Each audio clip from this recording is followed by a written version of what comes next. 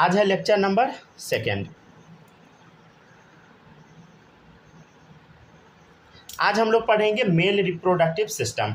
पिछले क्लास में हम आपको क्या बताए थे, 2 मिनट रिवीजन करा देते हैं। हम आपको बताए थे मेल में वाई क्रोमोसोम होता है। इसमें क्या होता है बताइए, SRY जीन या TDF जीन। ये क्या करता है, गोनाड्स को टेस्टिस में कन्वर्ट कर देता है।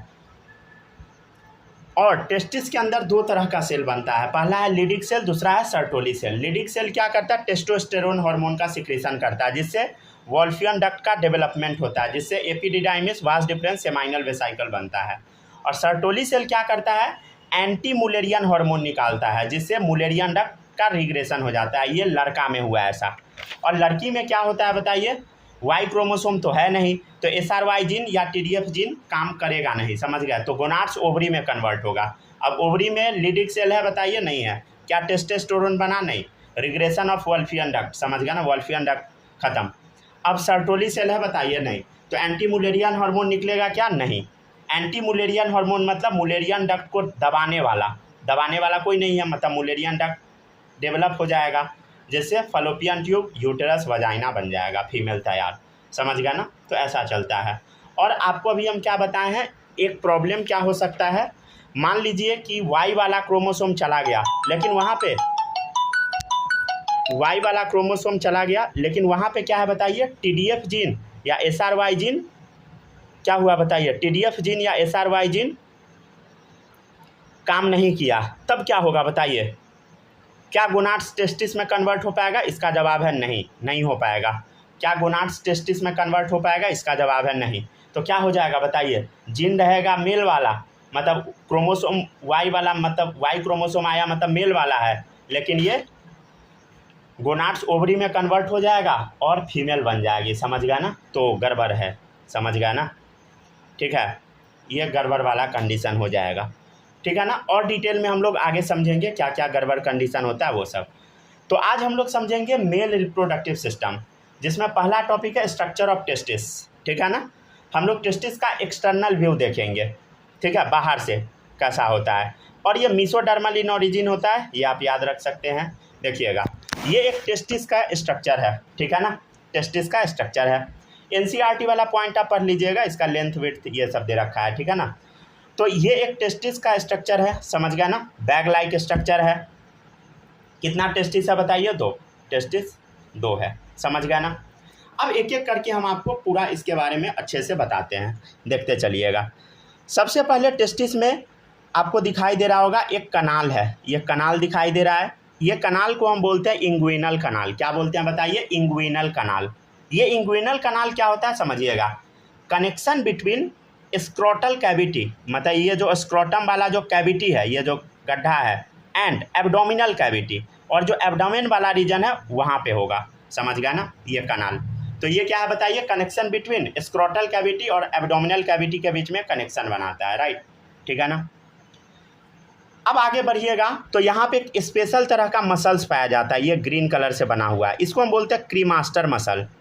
इसका काम होता है regulation of temperature of scrotum, scrotum के टेम्परेचर को मेंटेन करके रखना, रेगुलेट करके रखना। कितना होता है बताइए, हमारा जो बॉडी टेम्परेचर होता है उससे 2 से 2.5 डिग्री कम टेम्परेचर होता है स्पर्म फॉर्मेशन के लिए, ठीक है ना। एक और मसल्स होता है उसके अंदर, देखिएगा अंदर की तरफ रेड रेड कलर से बना हुआ है, इसको हम बोलते हैं डार्टोस मसल्स। तो ये दोनों मिलके, क्रीमास्टर मसल और डार्टोस मसल, ये क्या करता है, regulation of temperature of scrotum, scrotum के टेम्परेचर को मेंटेन करके रखता है, ठीक है ना। आप बोलिएगा कि सर फीमेल के अंदर ओवरी तो बॉडी के अंदर होता है, मेल के अंदर ये स्क्रोटम बाहर क्यों है? भाई अंदर ही रख देता पेट में, समझ गया ना। एब्डोमिनल कैविटी में, मतलब एब्डोमेन वाला जो रीजन है वहाँ पे डाल देता कैविटी में, समझ गए। लेकिन ऐसा तो है नहीं, बाहर रखा हुआ है। बाहर क्यों रखा हुआ है? क्योंकि स्पर्म फॉर्मेशन के लिए 2 से 2.5 डिग्री बॉडी टेम्परेचर कम का ज़रूरत पड़ता है। अगर टेम्परेचर कम नहीं है, स्पर्म नहीं बनेगा, समझ गए ना, ठीक है। तो क्रीमास्टर मसल और डार्टोस मसल्स का काम क्या होता है बताइए, regulation of temperature of scrotum, right, समझ गया ना। अब देखिएगा और क्या है, और बाहर की तरफ क्या है बताइए, प्यूबिक हेयर है, समझ गया ना, प्यूबिक हेयर, ठीक है ना। ये प्यूबिक हेयर है, मतलब कैसा होगा बताइए, ये हेयरी स्ट्रक्चर है, समझ गए ना। और क्या होगा बताइए, स्किन होगा, समझ गए। और ये कैसा होता है बताइए, नॉर्मल बॉडी के तुलना में ये डार्क होगा, समझ गए। ये क्या होगा बताइए, जैसा स्किन कलर है उससे डार्क होगा, क्या चीज़ बताइए, टेस्टिस। ठीक है, फिर आगे बढ़ते हैं। यहाँ पे अब स्पेशल तरह तरह का फाइबर सब होता है, ठीक है। इसको बोलते हैं इलास्टिक फाइबर या मेजोर्चियम भी बोला जाता है, ठीक है ना। यहाँ लिखे नहीं है, उतना इम्पोर्टेंट नहीं है, ठीक है। ये जो फाइबर है ये लचीला फाइबर होता है, समझे। ये कैसा फाइबर है बताइए, लचीला फाइबर है। ये टेस्टिस है, नीचे किस फाइबर से लगा है बताइए, इलास्टिक फाइबर, मेजोर्चियम बोलते हैं, ठीक है ना। अब स्क्रोटम जो होता है ना, इसके बीच में एक लकीर जैसा ऐसा बटा होता है, दो पार्ट में डिवाइडेड होता है, इसको हम बोलते हैं स्क्रोटल सेप्टम, दो पार्ट में ये डिवाइड करता है। और ये जब डिवाइड करता है तो यहाँ पे सैक बनता है, एक इधर सैक है एक इधर सैक है, और पूरे को साथ में स्क्रोटल सैक आप बोल सकते हैं। लेकिन ये थैली में क्या है बताइए, एक साइड इधर जगह एक साइड इधर जगह, जिसमें दो टेस्टिस रखा हुआ है, ठीक है ना। अब देखिएगा यहाँ पे एक और टेस्टिस से, ये देखिए ये पाइप एक कनेक्टेड है, इस पाइप को हम बोलते हैं स्पर्मेटिक कॉर्ड। क्या बोलते हैं बताइए, स्पर्मेटिक कॉर्ड। स्पर्मेटिक कॉर्ड क्या होता है समझिए, connection between testis and dorsal abdominal wall. ये जो टेस्टिस हम आपको क्या बताए थे, ये टेस्टिस क्या होता है, हम आपको बताए थे ना, टेस्टिस पेट में बनता है, कहाँ बनता है बताइए, एब्डोमिनल कैविटी में बनता है। और एब्डोमिनल कैविटी में ना पीठ वाले साइड में बनता है, जहाँ किडनी है ना वहाँ पे बनता है, पीठ वाले साइड में, समझ गए।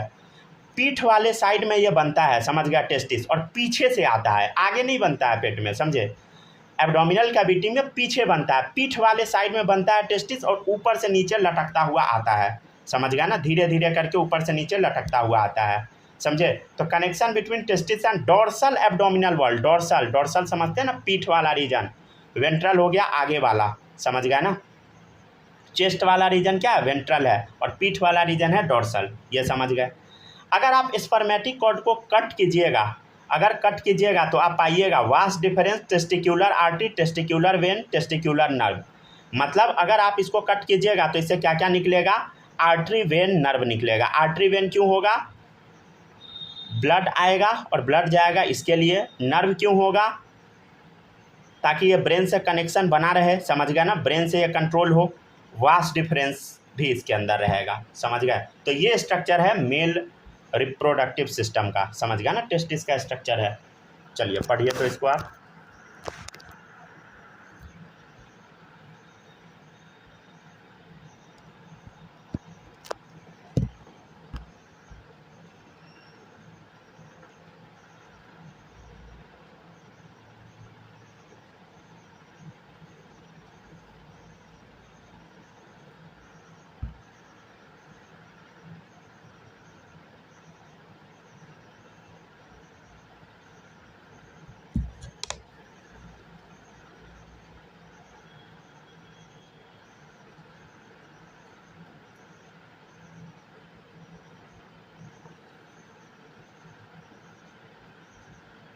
ठीक है, आराम से पढ़िए।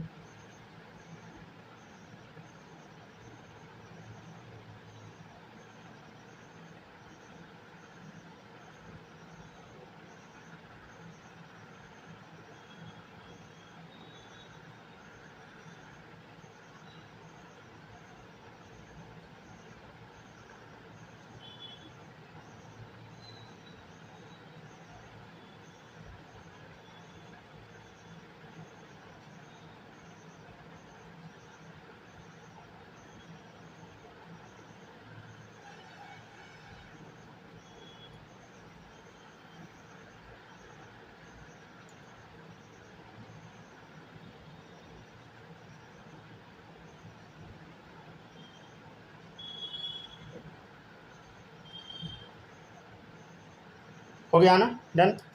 चलिए अब देखिएगा नेक्स्ट, ठीक है, समझ गया ना, एकदम बेसिक है। एनसीईआरटी आप पढ़ लीजिएगा, समझ गया ना। एनसीईआरटी में इतना डिटेल में दिया नहीं रहता है, लेकिन आपको हम पूरा डिटेल में ही पढ़ाएंगे, ठीक है ना। चलिए कुछ कुछ पॉइंट हम बस बोल देते हैं, ये लिखना जरूरी नहीं है, ये आपके एनसीईआरटी बुक में लिखा हुआ है, ये नोट्स में लिखना उतना ज़रूरी नहीं है, समझ गया ना। एनसीईआरटी पढ़िएगा, क्लियर हो जाएगा। मेल के अंदर टेस्टिस कितना है बताइए, एक जोड़ा होता है, समझ गया ना। ये मेन और प्राइमरी रिप्रोडक्टिव ऑर्गन है, समझ गया ना। इसका साइज आप याद रख सकते हैं, 4 से 5 सेंटीमीटर होता है, ठीक है, लंबा, समझ गया ना, और 2 से 3 सेंटीमीटर होता है चौड़ा, ठीक है ना। तो साइज आप इसका याद रख सकते हैं, ठीक है, लिख देते हैं। ये सब एनसीईआरटी में दिया होगा, समझ गया ना, तो चिंता करने की आवश्यकता नहीं। साइज क्या है बताइए,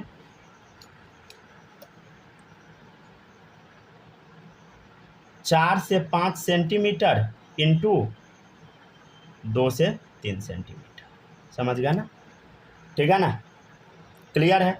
इतना है ऊपर से नीचे ऐसे लंबाई, और इतना है चौड़ाई 2 से 3 सेंटीमीटर, समझ गया ना, मल्टीप्लाई करके ऐसे लिखा जाता है, ठीक है। अब हम बता दिए दोनों टेस्टिस लोकेटेड कहाँ है बताइए, छोटा सा बैग लाइक स्ट्रक्चर में, जो कि नीचे की तरफ लाई करता है, आउटसाइड द एब्डोमिनल कैविटी, जिसको स्क्रोटम या स्क्रोटल सैक बोलते हैं। क्यों? 2 से 2.5 डिग्री कम टेम्परेचर जरूरत पड़ता है स्पर्म के प्रोडक्शन के लिए, समझ गया, स्पर्म के फॉर्मेशन के लिए, ठीक है ना, समझ गया ना, इसमें कोई दिक्कत नहीं है, ठीक है। और ये कब आता है बताइए ऊपर से नीचे, ये आता है 7वें महीने में। कब आता है बताइए? 7वें महीने में, ठीक है ना। 7वां महीना 8वां महीना तक पूरा, 7वें महीने में आने लगता है, 8वां महीना में पूरा नीचे पहुंच जाता है, समझ गया ना। 8वां पूरा 8.5वां मतलब इसी रेंज में आता है, समझ गया ना, पूरा नीचे पहुंच जाता है। तो अब आपके दिमाग में एक सवाल आना चाहिए, क्या आना चाहिए बताइए, कि अभी के समय में बच्चे का जन्म 7 ही महीने में हो जाता है, क्या उस बच्चे का आया होगा? तो इसका चांस है बहुत कम, नहीं आया होगा, पेट में ही होगा, समझ गया ना। अब कुछ बच्चों में आ भी जाता है, अगर लड़का है तो थोड़ा केयरफुल रहना चाहिए, कुछ समय बाद 1-1.5 महीना में अपने आप ऊपर से नीचे आ जाता है, समझे। और कभी कभी नहीं भी आता है, अगर नहीं आता है तो सर्जिकली ऊपर से नीचे लाया जाता है। उस सब के लिए टर्म यूज करते हैं, टर्म आगे लिखा हुआ है, वो टर्म सब हम आपको कल बताएंगे, ठीक है ना, डिटेल में। ऐसे नोट्स में लिख दिए हैं, लेकिन कल एक्सप्लेन करेंगे वो सारा टर्म, ठीक है ना। चलिए अब हम क्या कर रहे हैं, टेस्टिस के स्ट्रक्चर को थोड़ा डिटेल में हम देख रहे हैं, समझ गया ना, इसमें कोई दिक्कत नहीं होगा, समझ गया ना। अच्छा, 1-2 चीज़ और बताया क्या, एक और चीज़ देख लीजिएगा, टेस्टिस के बारे में हम आपको एक चीज़ और बताए थे। ठंड के दिन में क्या होता है, ये ऊपर की तरफ चला जाता है, ये ऊपर की तरफ जाता है, तो वो कमाल होता है। ये जो मसल्स आप देख रहे हैं ना, ये जो आप देख रहे हैं क्रीमास्टर मसल और डार्टस मसल्स, इसके हेल्प से ये ऊपर की तरफ चला जाता है, ये सिकुड़ जाता है, तो ठंड के दिन में ऊपर चला जाता है। आप बोलिएगा कि ऐसा क्यों होता है बताइए, ताकि सरफेस एरिया कम जाए। स्पर्म का फॉर्मेशन क्या होता है बताइए, नॉर्मल बॉडी टेम्परेचर से 2 से 2.5 डिग्री कम टेम्परेचर में स्पर्म का प्रोडक्शन होता है। और मान लीजिए ठंडा है, बहुत ठंडा है, तो ठंडा में ये छोटा हो जाता है टेस्टिस। क्यों छोटा हो जाता है? ताकि इसका सरफेस एरिया कम जाए, और सरफेस एरिया जब कमेगा तो क्या होगा बताइए, हीट लॉस कम होगा, हीट लॉस कम होगा, आराम से स्पर्म बनेगा। गर्मी के दिन में क्या होता है बताइए, गर्मी के दिन में अजीब सा गर्मी पागल जैसा, समझ गया ना, गर्मी लगते रहता है बॉडी में, तो क्या होगा बताइए, उस कंडीशन में ये जो टेस्टिस है पूरा खुल जाता है, रिलैक्स हो जाता है, रिलैक्स होकर पूरा लटक जाता है, समझ गया ना। क्यों लटक जाता है? ताकि सरफेस एरिया बढ़ जाता है, सरफेस एरिया बढ़ेगा तो क्या होगा बताइए, ज़्यादा स्वेटिंग होगा, समझ गया, जिससे यहाँ पे कूलिंग क्रिएट होगा और स्पर्म का फॉर्मेशन होता रहेगा, समझ गया ना, याद रखिएगा, ठीक है। चलिए अब देखिएगा, इसका हम मॉड्यूल आपको भेज देंगे, ठीक है ना, इसका मॉड्यूल हम आपको दे देंगे। चलिए अब देखिएगा, ये स्ट्रक्चर, ये फ़ोटो आपको बना के ले आना है। ऐसे ये फ़ोटो हम कल भी एक्सप्लेन करेंगे, लेकिन आज भी बताते हैं, ठीक है ना। देखिएगा, सबसे पहले आज आपको ये वाला स्ट्रक्चर समझने का कोशिश करना है, ठीक है। ये क्या है बताइए, टेस्टिस का व्यू है, टेस्टिस, ये टेस्टिस है, मान लीजिए इसको हम ऐसे कट कर दिए, ठीक है ना, टेस्टिस को ऐसे कट किए, ऐसे कट को क्या बोलते हैं, लॉन्गिट्यूडिनल सेक्शन, क्या बोलते हैं बताइए, एलएस, ठीक है। तो लॉन्गिट्यूडिनल सेक्शन हम इसका कट किया टेस्टिस का, तो ये टेस्टिस का आगे वाला भाग है एंटेरियर, और ये पीछे वाला भाग है पोस्टेरियर, ठीक है।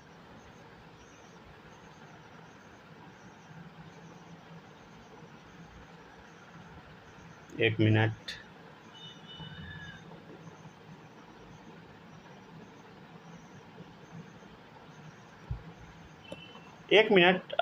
वीडियो कट गया था क्या?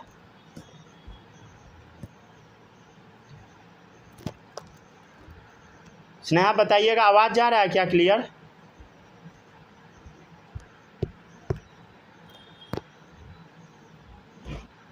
जा रहा है ना, चलिए हाँ, सुनते रहिएगा, ठीक है, ध्यान से देखिएगा। फ़ोन में लगता है हीटिंग का समस्या हो गया। चलिए देखते हैं, अभी गर्मी बहुत है ना, तो थोड़ा सा हीटिंग इश्यू हो जाता है, फ़ोन जब गर्म हो जाता है ना तो काम प्रॉपरली नहीं करता अच्छे से। चलिए देखिएगा, आपके सामने ये क्या है बताइए, टेस्टिस का स्ट्रक्चर है। एक एक करके हम लोग समझते चलते हैं। देखिएगा, सबसे बाहर टेस्टिस में जो लेयर है उसको हम बोलते हैं ट्यूनिका वेजिनालिस। ये जो लेयर आप देख रहे हैं इसको हम क्या बोलते हैं बताइए, ट्यूनिका वेजिनालिस। ये जो लेयर है ये टेस्टिस को पार्शियली कवर करता है। पार्शियली कवर करना मतलब, अगर आप इस स्ट्रक्चर को ध्यान से देखिएगा तो ट्यूनिका वेजिनालिस, ये देखिए ध्यान से हाँ, यहीं तक है ख़त्म। ये जो आउटर वाला लेयर आप देख रहे हैं, ये वाला ट्यूनिका वेजिनालिस का ये वाला, ये यहीं पे ख़त्म है, समझ गए, यहीं पे ख़त्म है। तो ट्यूनिका वेजिनालिस जो है ये डबल लेयर वाला है। आउटर लेयर को हम बोलते हैं पेराइटल, इनर वाले को बोलते हैं विसरल। ट्यूनिका वेजिनालिस का लेयर ये पार्शियली कवर करता है, टोटल कवर नहीं करता। अब इसके बीच में जो कैविटी होता है उसको हम वजाइनल कैविटी बोलते हैं। क्या बोलते हैं बताइए, वजाइनल कैविटी, समझ गया ना।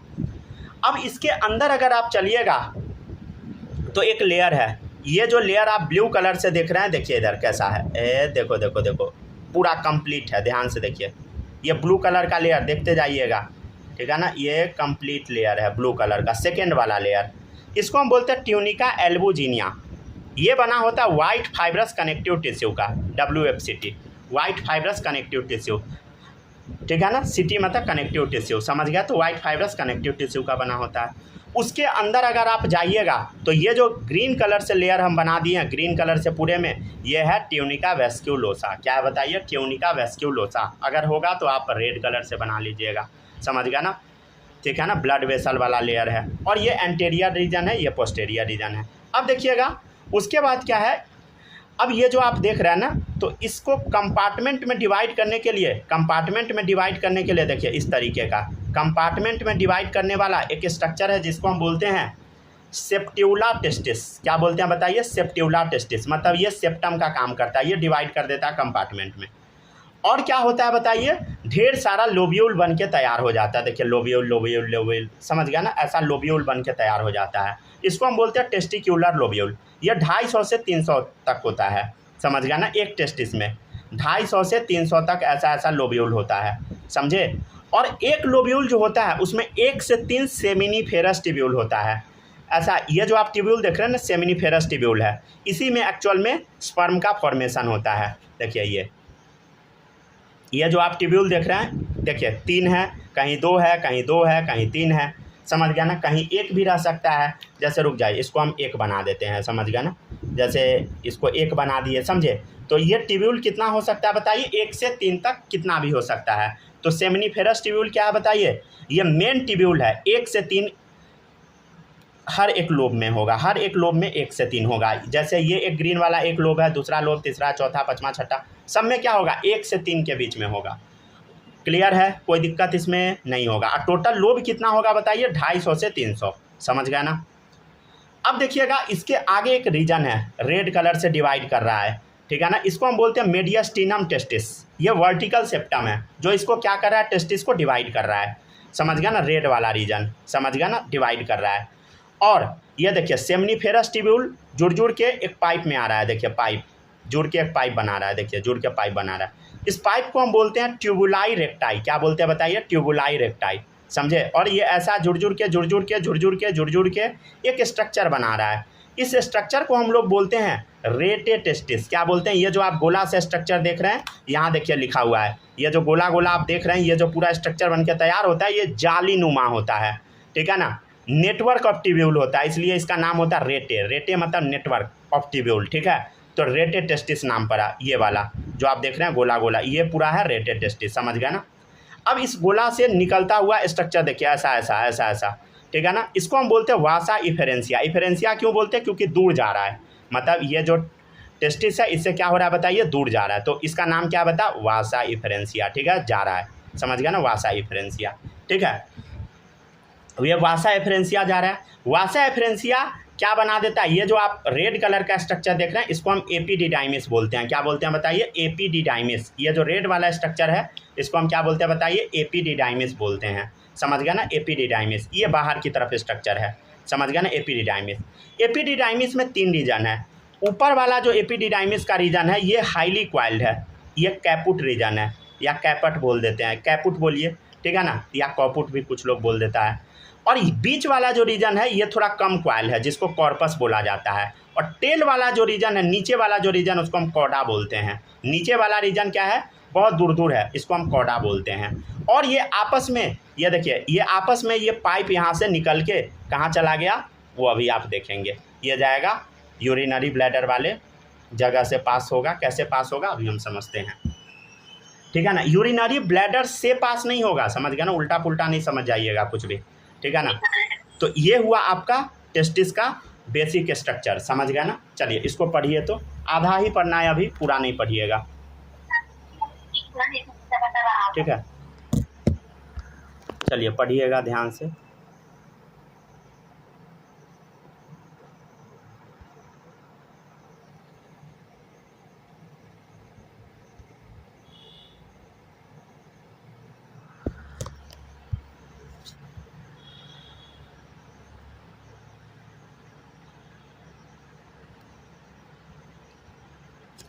एक मिनट रुक जाइए, शायद नेटवर्क इश्यू है क्या, कैमरा वर्क नहीं कर रहा है प्रॉपरली। नेटवर्क इश्यू होगा, नहीं तो फ़ोन गर्म हो गया होगा। फ़ोन गर्म हो जाने पर भी काम नहीं करता अच्छे से।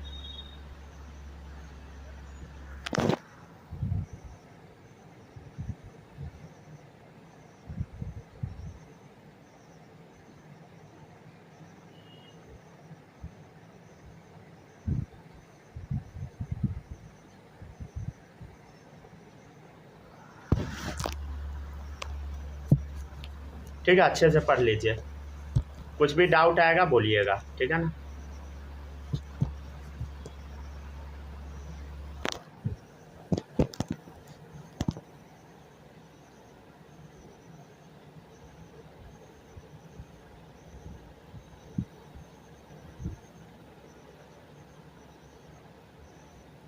ठीक है, पढ़ लिए।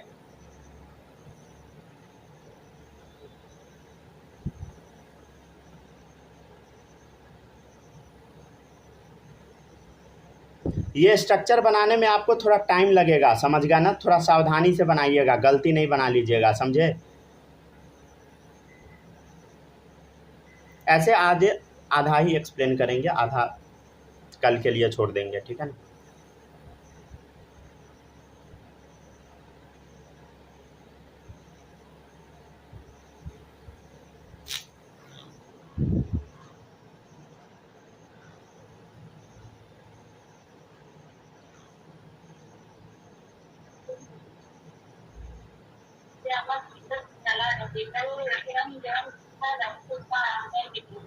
हो गया क्या, पढ़ लिए।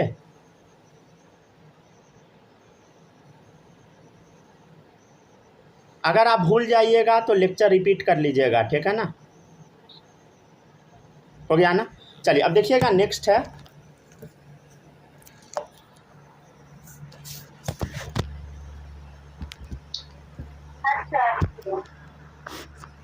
नेक्स्ट क्या है समझते हैं। देखिएगा अब क्या हो रहा है, देखिए अब यहाँ से स्पर्म बन के निकलेगा और देखिए यहाँ पे पहुँचा, ठीक है ना, यहाँ पे पहुँचा।